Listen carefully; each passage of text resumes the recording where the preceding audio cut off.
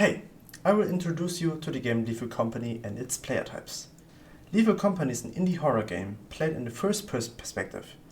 It got published by one developer in October 2023 and cost, as of 2023 December, €9.75. The game is still in early access and is since December outselling Call of Duty Modern Warfare 3. Lethal Company can be played in multiplayer up to 4 players and with mods included up to 50 players.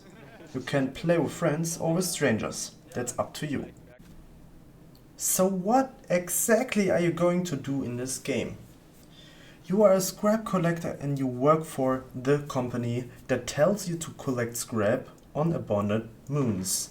Until now there are 9 moons you can explore. You have 3 workdays to reach the given quota until you get to sell the scrap or you get fired. So, why is the game outselling Call of Duty, a AAA game, in 2 months?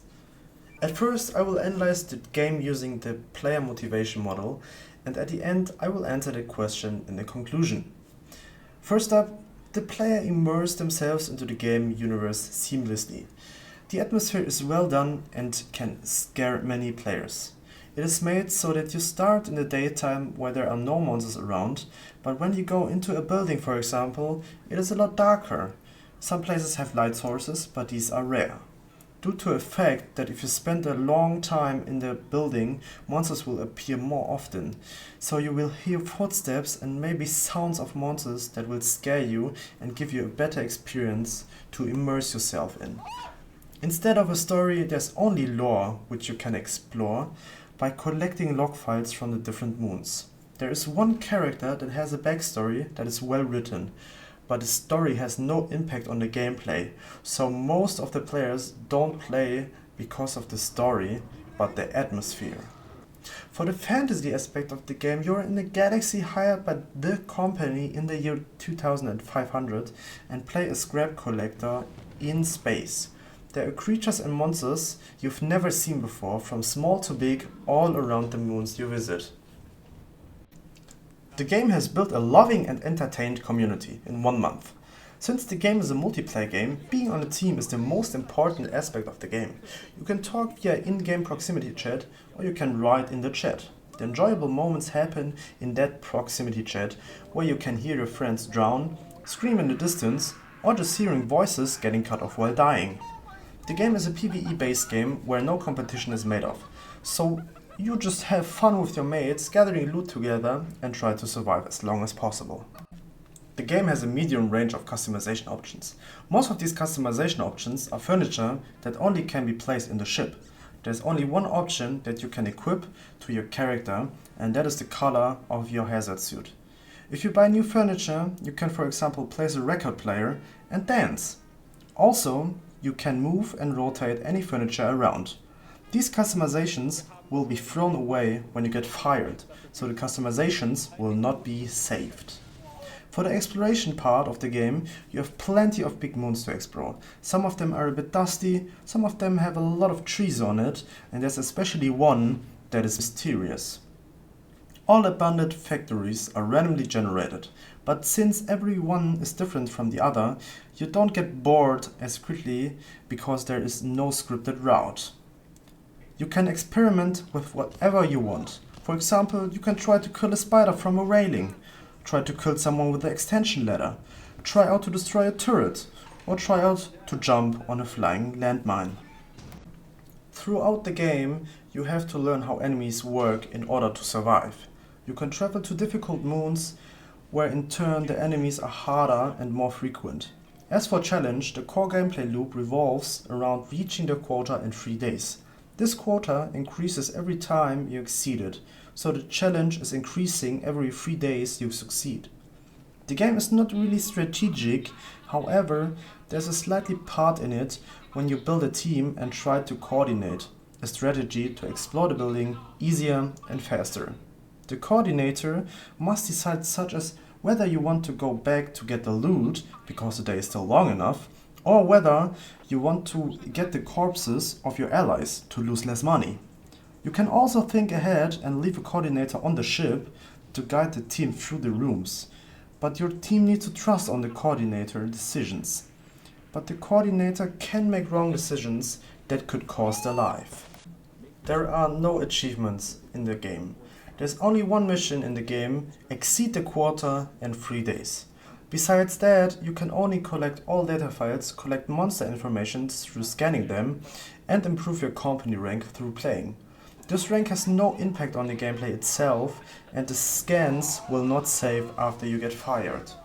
In the game, there are no upgrades or stat improvements. You can only buy powerful equipment like a flashlight, a shovel, or a stun grenade. These items will give you more vision, more kill ability, or stun opportunities. The flashlight is since then the only item that has 2 different versions, one normal and one pro version. Now, we will come to the most attractive motivation player gets when they play the game. Action! Action is maybe the reason why so many players enjoy playing the game. The excitement is a big part in the game. The game has many moments where you get scared and just run away. Or where you just run away for your life to survive from a monster. All these scenes give you an inner pressure and anxiety. Then there are jump scares, where a monster came, for example, through vents, or they just run into you from behind. Sometimes you don't know, are you alone? Or is somebody watching you? Destruction is also an important part in the game. For example, there are turrets that can shoot you if you hit them, or just get seen by them. Then there are landmines. These only can be seen in light spaces, in dark, blinking several times, or by hearing them. These can explode if you go over them. Standing on them, don't execute the explosion. Now what's funny about these 2 categories is, if you combine them, and then something like this can happen.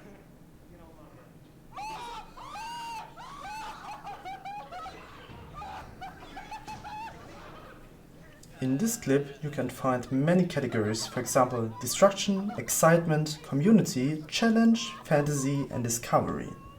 In Lethal Company, there are many combinations that you can find in all of these clips. There were more than one category included, and that is maybe why the game is so popular and got so many players addicted to it. So, due to the fact that Lethal Company has a unique scenery, a well-written backstory of a character, and a scary and threatened atmosphere, the game motivates a player that likes immersion a lot. But that's not the only motivation the game has. Action and social plays a big part too. There are exciting and overwhelming moments that can happen to you. With all the funny memories you experience with your friends, all the explosions, monsters, dark sceneries, turrets, and all these randomized in one factory gives the players so many motivation to enjoy playing the game. And still, there are motivations that maybe are not that relevant, but they are there for several players. For example, the customizations in your ship or the strategy you can imagine with your friends and try it out. Then, at the end, there is a motivation that is included but not much available. This would be the achievement motivation. There's nothing really instead of reaching the quota every 3 days, but this can be boring at some point, and there's only one item that is a little bit harder to get because it costs a lot of in-game currency. And you can easily lose it by dying and getting fired, so there is not a high relevance to it. In my opinion, the game got developed very clever and is motivating many players, including myself, with all the motivations from the gamer motivation model. Although the game doesn't have quality graphics and competitive gameplay, the game can still outsell Call of Duty Modern Warfare 3. For me, it's reasonable that Lethal Company has outsold Call of Duty because Call of Duty does not come with a great and friendly community and all these motivations that, for example, Lethal Company has. But I can't argue against that fact because I don't play Call of Duty, so I can't see the other point of view in this case. Thank you for listening.